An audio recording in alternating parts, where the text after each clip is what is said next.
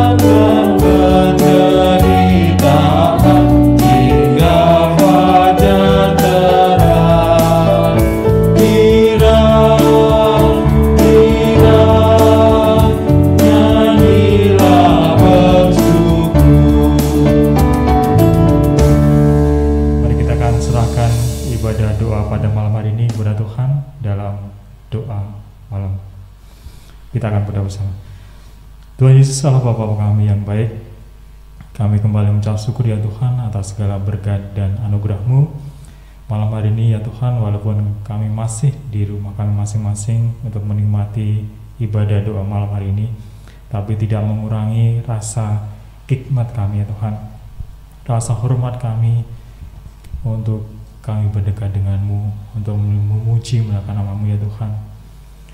Dan kami selalu rindu untuk berdekat dengan-Mu.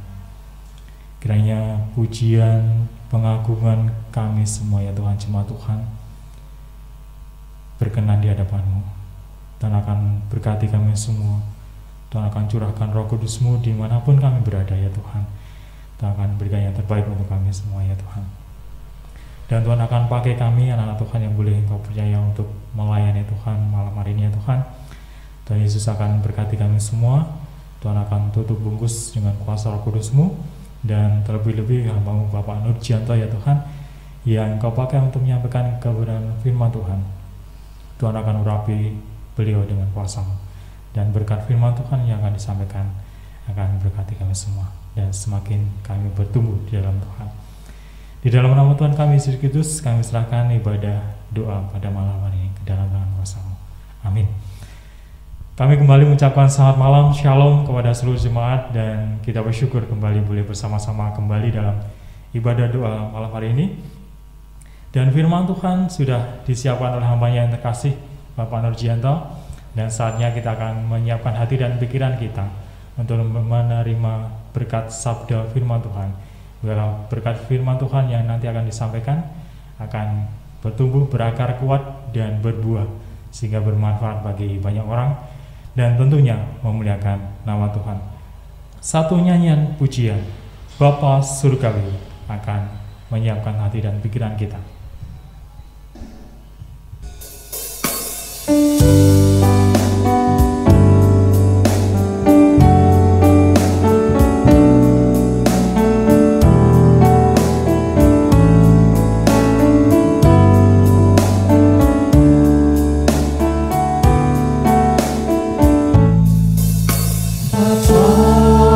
surgawi, ajarku mengenal betapa dalamnya kasih-Mu.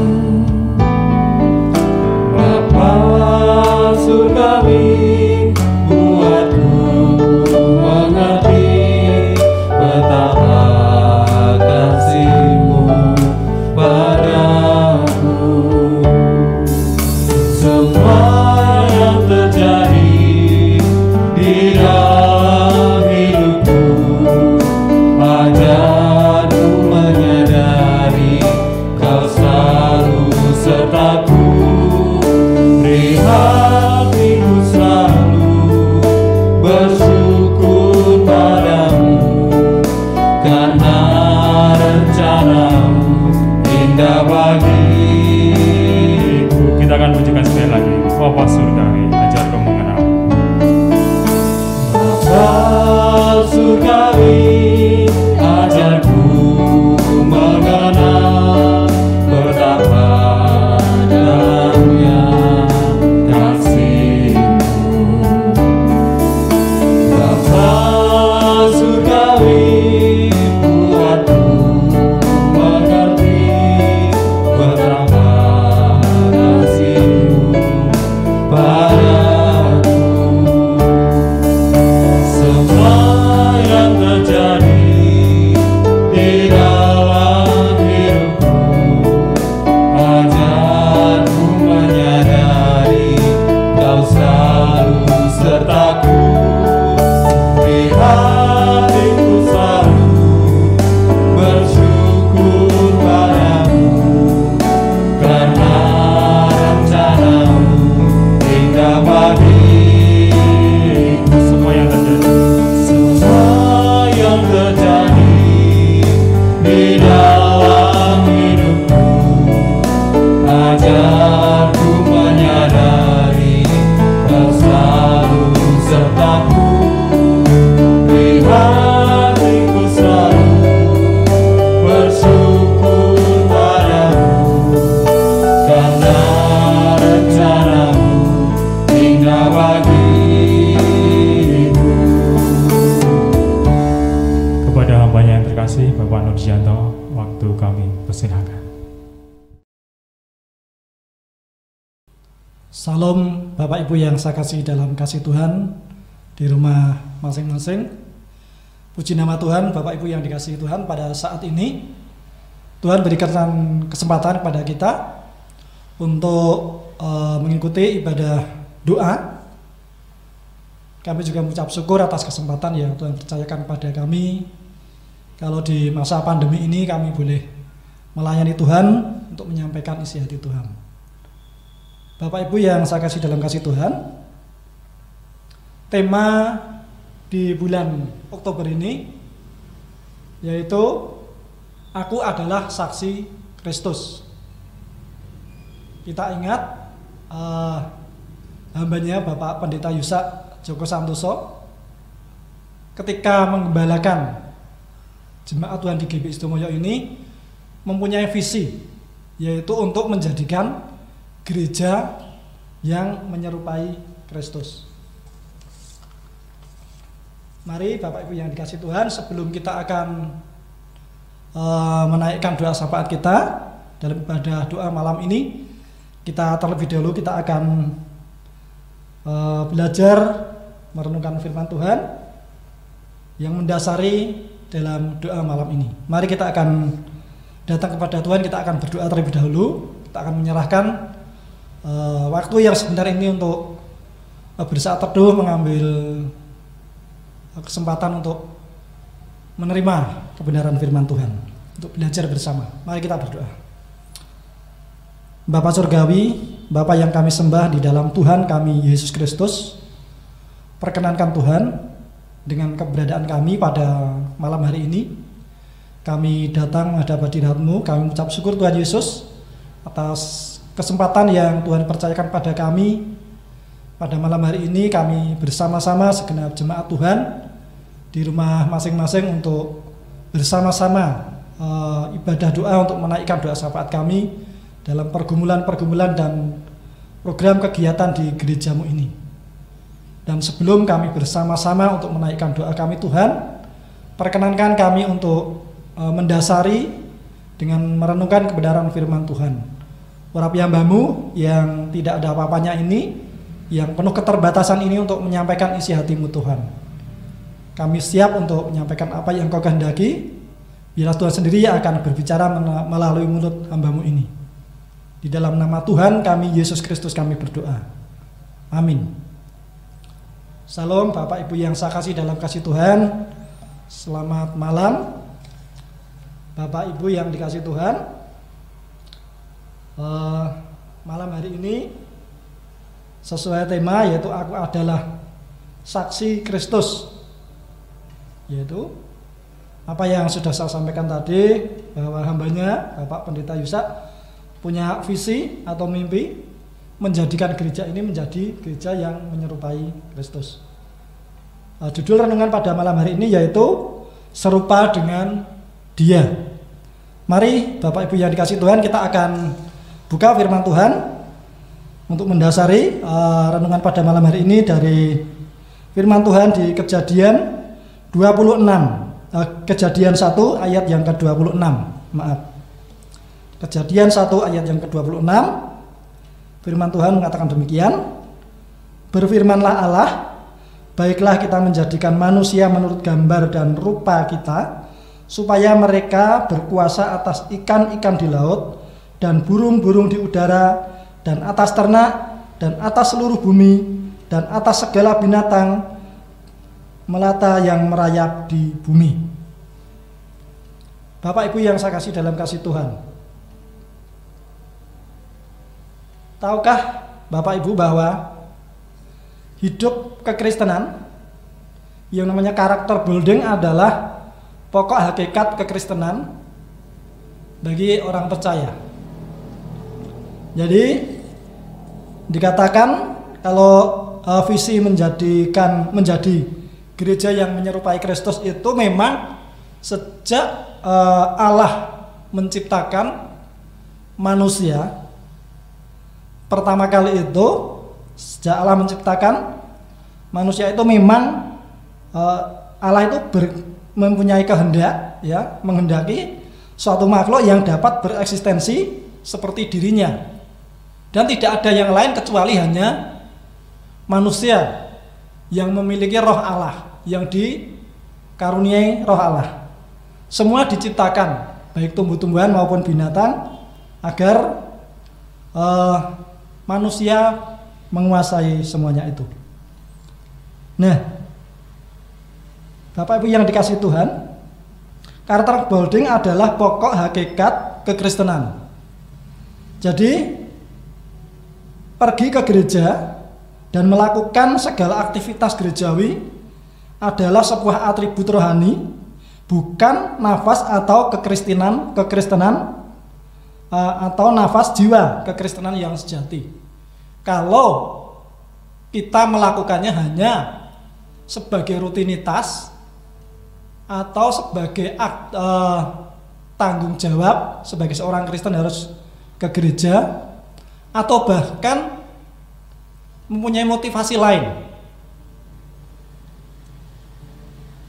ibadah Minggu tanggal 4 Oktober, hambanya Saudara Juju menyampaikan bahwa dalam keibadah yang kita lakukan segetol apapun, tetapi kalau tidak memiliki hati mengasihi Tuhan, adalah sia-sia. Jadi makanya saya sampaikan bahwa karakter building adalah pokok hakikat dari kekristenan kita. Kebenaran ini dapat didasarkan pada rencana agung Allah yang sejak semula mau menciptakan manusia yang segambar dengan Dia. Jadi setiap orang yang mau menjadi orang percaya itu harus membangun karakternya sampai dapat menjadi serupa dengan Kristus. Kenapa saya sampaikan bahwa kita harus membangun karakter kita? Karena karakter itu menjadikan kita menjadi pribadi yang berintegritas.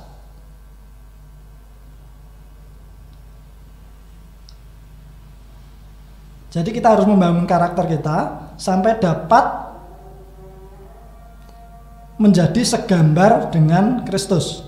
Nah, dalam Alkitab Kejadian 1 ayat yang ke-26 tadi dikatakan, baiklah kita menjadikan manusia menurut gambar dan rupa kita. Itulah tujuan awal Allah menciptakan manusia, supaya bisa bereksistensi dengan dirinya yang serupa dan segambar dengan Allah. Sejak Tuhan menciptakan manusia, ditempatkan di Taman Eden, semua sudah tersedia dan sudah terpenuhi segala kebutuhannya. Tetapi karena manusia jatuh dalam dosa, sehingga telah hilang kemuliaan Allah. Tetapi di sini kita harus bisa mengetahui bahwa Tuhan Allah yang menciptakan manusia tidak ingin manusia itu yang dapat bereksistensi dengan Dia itu mengalami kebinasaan. Maka keselamatan dalam Kristus Yesus proyeksinya bukanlah religious building, Bapak Ibu, tetapi karakter building. Lantas bagaimana ketika seseorang yang sudah kehilangan kemuliaan Allah itu akan kembali kepada Allah dan bisa menyatu dengan Allah? Bagaimana kita bisa bersaksi?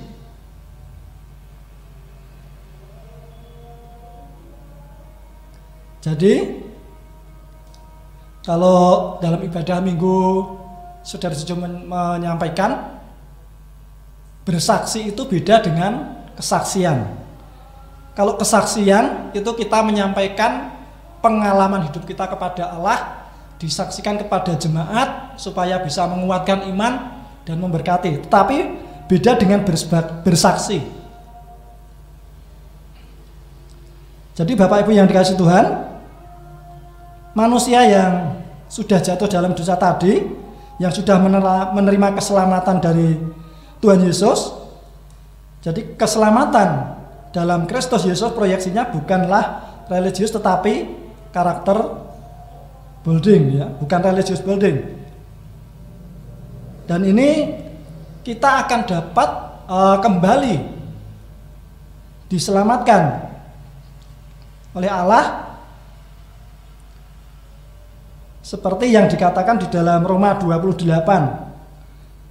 Memang sebenarnya manusia sudah jatuh dalam dosa, tetapi karena kasih karunia Allah, Dia yang menolong kita sehingga kita diperdamaikan dengan Allah, supaya kita bisa mengubah karakter kita. Yang kita baca di Roma 8 ayat 28 dikatakan, Allah turut bekerja untuk mendatangkan kebaikan bagi mereka yang mengasihi Dia.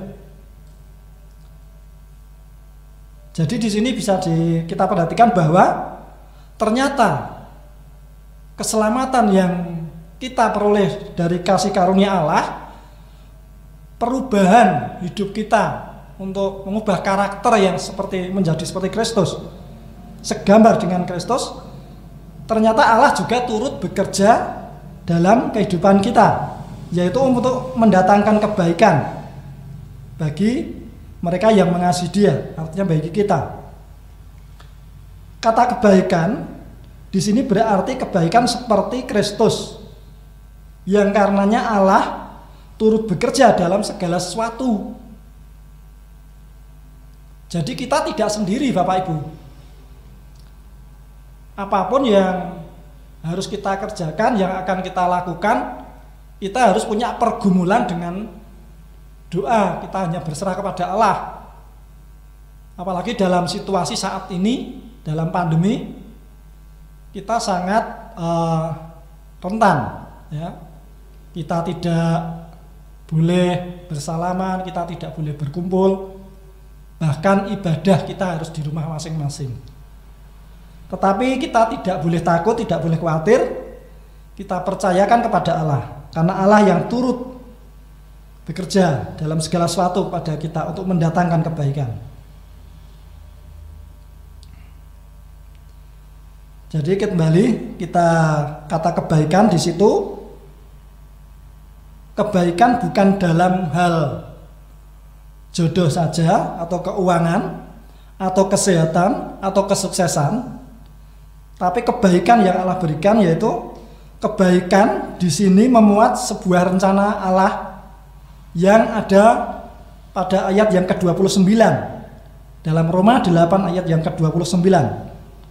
Sebab semua yang dipilihnya dari semula, mereka juga ditentukannya dari semula untuk menjadi serupa dengan gambaran anaknya, supaya ia anaknya itu menjadi yang sulung dari banyak saudara.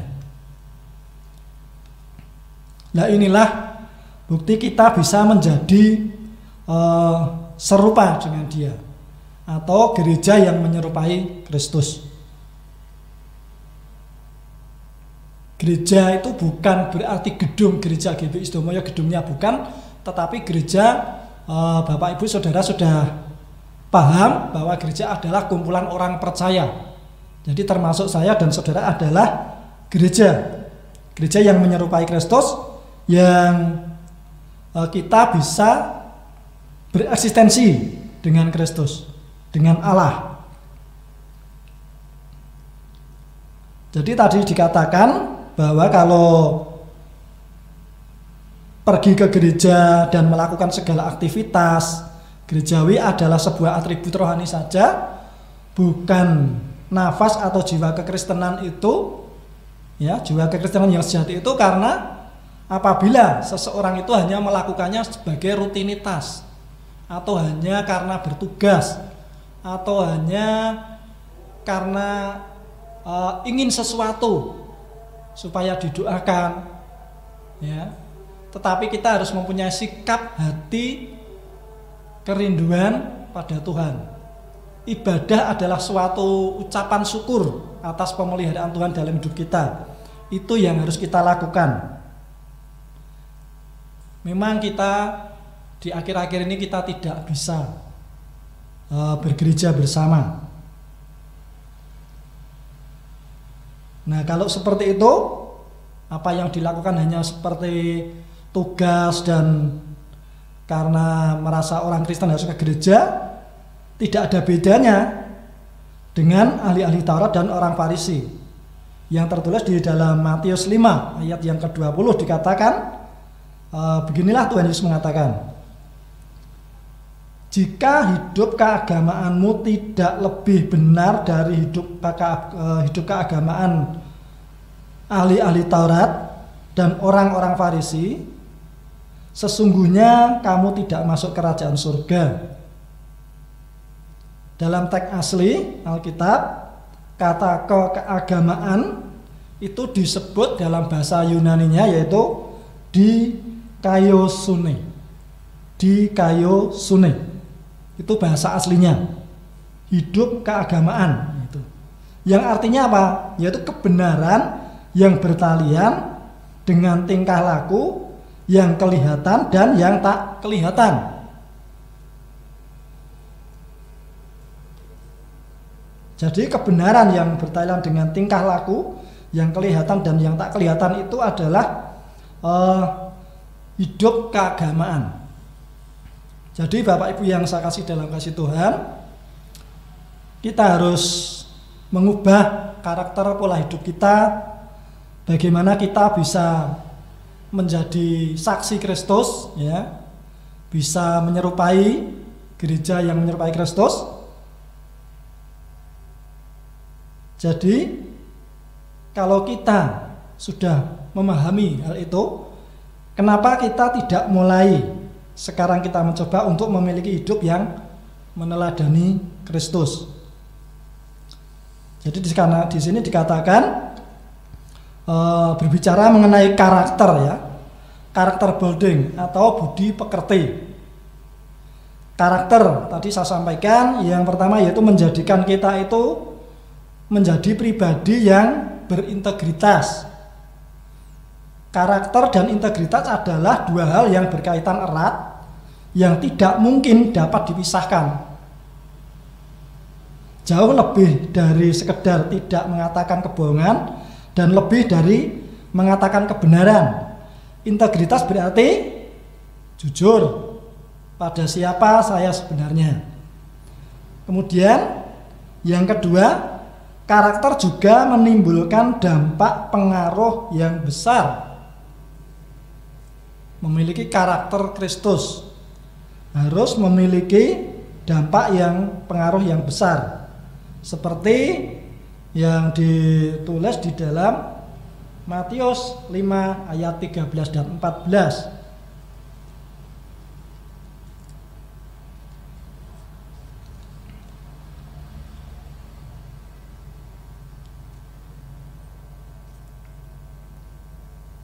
Matius 5 ayat 13 dan 14 dikatakan demikian, kamu adalah garam dunia. Jika garam itu menjadi tawar, dengan apakah ia diasinkan? Tidak ada lagi gunanya selain dibuang dan diinjak orang. Kamu adalah terang dunia. Kota yang terletak di atas gunung tidak mungkin tersembunyi. Nah, ini dampak orang yang berkarakter, orang yang memiliki integritas sebagai orang Kristen. Kemudian yang ketiga, karakter membuat seseorang itu menjadi saksi Kristus yang efektif. Jadi untuk kita bisa menjadi saksi Kristus, bukan berarti kita harus menyampaikan pengalaman kita, tetapi bagaimana sikap hidup kita, karakter kita, bagaimana pola apa yang kita perkatakan itu selalu benar. Itu kita sudah menjadi saksi. Nah, Bapak Ibu yang saya kasih dalam kasih Tuhan, serupa dengan dia itu bisa dikatakan hidup yang meneladani Yesus adalah hidup yang mau berbeda dengan dunia. Jangan ikut arus dunia kalau kita mau hidup menjadi saksi Kristus. Demikian Bapak Ibu yang saya kasih dalam kasih Tuhan, kiranya renungan ini menjadi dasar bagi kita sebagai anak-anak Tuhan untuk bisa menjadi saksi Kristus. Kita tidak harus memberitakan dengan perkataan, tetapi apa yang kita katakan itu juga apa yang kita lakukan. Artinya bukan kita tidak hanya berkata-kata yang muluk-muluk, yang indah, tetapi apa yang kita perkatakan itu kita harus melakukannya. Itu adalah karakter kita dan kita akan menjadi saksi.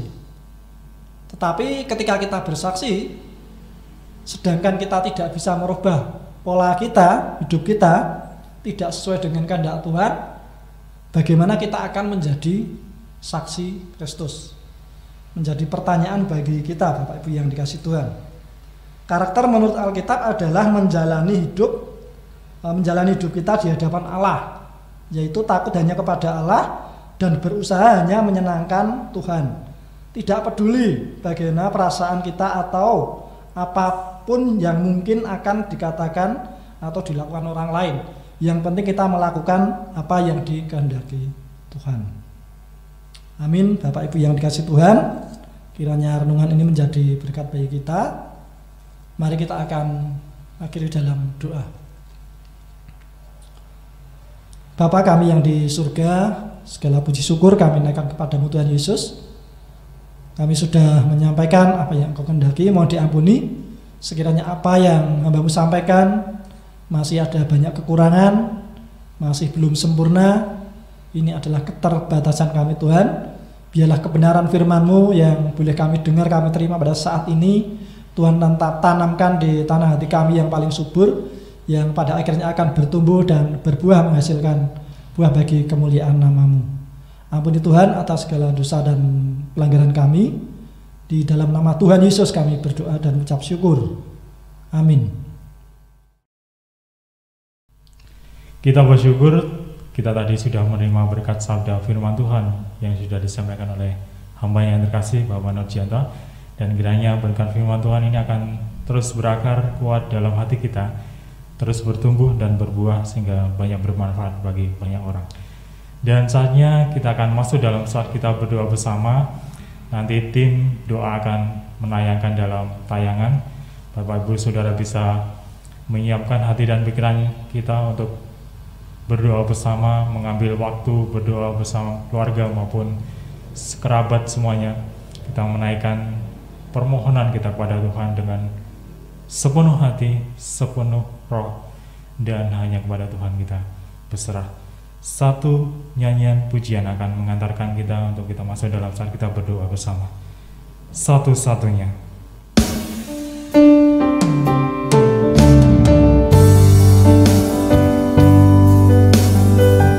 Dengan sepenuh hati kita sujud dengan Yesus. Kita naikkan pujian ini dan menyiapkan hati kita untuk masuk dalam saat kita berdoa kepada Tuhan. Berkeluh kesah kepada Tuhan, berbicara dan berkomunikasi secara pribadi pada Tuhan. Satu-satunya, Engkau Tuhan yang sungguh setia. Engkau Tuhan yang setia, waktumu selalu yang terbaik.